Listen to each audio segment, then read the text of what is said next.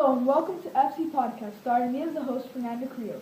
Today we will be talking about the horrifying, scary, and terrible bubonic plague or Yersinia pestis that is believed to be the main cause for the Black Death. This plague ruled from 1348 to 1351, killing between 70 to 200 million people in Europe. The plague went through the whole Eurasia, and the plague killed 80% of people who contracted the disease. The disease cannot be treated simply with antibiotics, yet it still ends up killing many people in third world countries.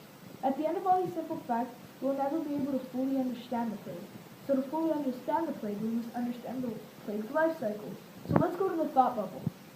Welcome to the thought bubble. The cycle first begins when the rat is infected with Yersinia pestis.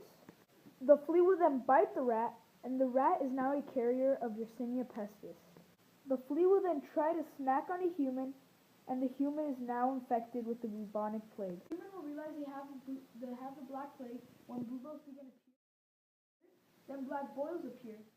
They have a fever, headaches, chills, bloody diarrhea, vomiting, abdominal pain, and in some cases, the inside of the lungs liquefy.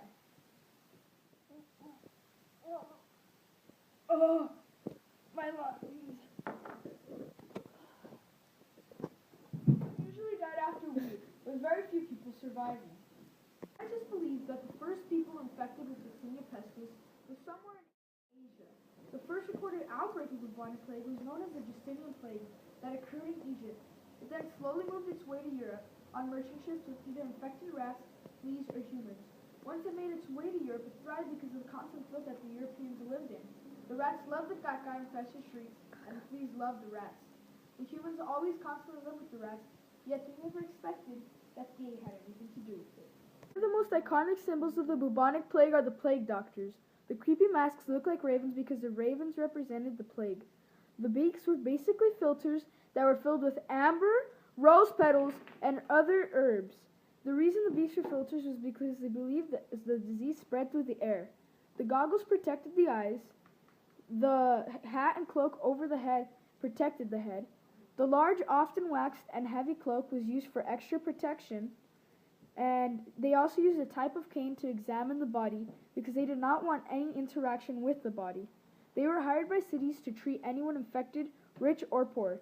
They were so valued that bandits once stole 2 from France, and France ended up paying for their release. The plague doctors used treatments like bloodletting, herbs, charms, putting frogs on buboes to even out hormones, and other ridiculous remedies that never worked. They were clueless. Let's get on to what the uneducated Europeans thought about the plague and who they blamed for it. Most people believe that it was sent from a god as a punishment for their sins, and others believe that it was caused due to the alignment of the planets.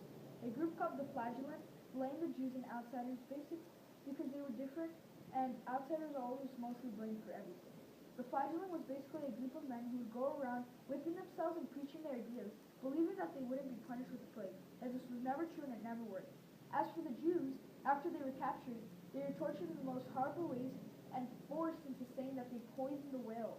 Even though this plague was indeed horrible, it had many great effects not only on Europe, but the entire world. It was great for commoners because they demanded more rights, more money, and ended up being able to buy their own land. The commoner lived healthier and longer with a more diverse food source. Then people began to question the church and began to explore science. The social structure and feudal system broke down. It also caused Europe to convert into a constitutional monarchy, which is based on the creation of the Magna Carta.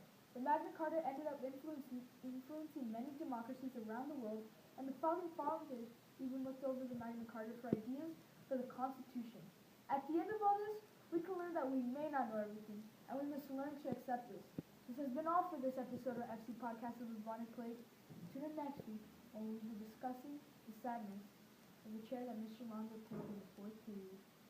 So sad.